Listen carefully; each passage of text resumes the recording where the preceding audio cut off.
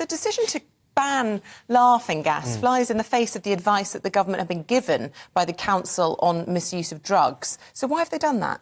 Well, it was interesting to see the comments made by Michael Gove in the media yesterday, where he effectively said that this is about creating the right impressions, that when you see laughing gas canisters in a park or so on, it sends the message that these spaces are essentially OK to be open-air places for drug use. But you could say that about almost anything. You know, you could say that litter in a park would be something that sends a bad message about how people are using that particular public space. But it's interesting that they're kind of upfront in the sense of the message this sends to the wider community rather than the questions of the harm it poses to the individuals who might potentially What harm take does it pose that we know of? Is it the opposite of laughing?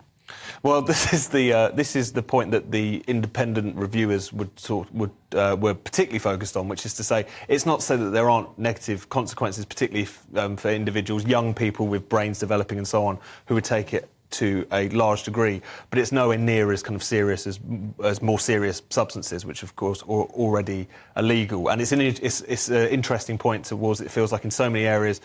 It feels like policy kind of is shifting towards a more liberal approach in some areas, certainly in other countries, but the UK seems to be quite doggedly behind restricting these kinds of things. So that is the serious point, though, of all of this. This has become a battleground between Labour and the Conservatives, law and order.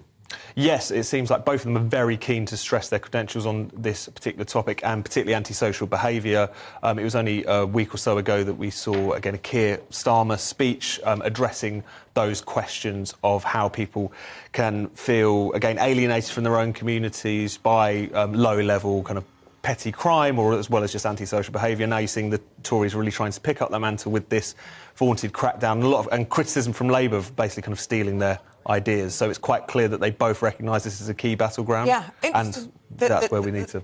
The Telegraph, that you would assume would be sort of sympathetic to a story about law and order, focusing on how this will target beggars. That's I mean, obviously generating headlines, but that's going to make a lot of people wince. No one wants to see. Why do beggars use it?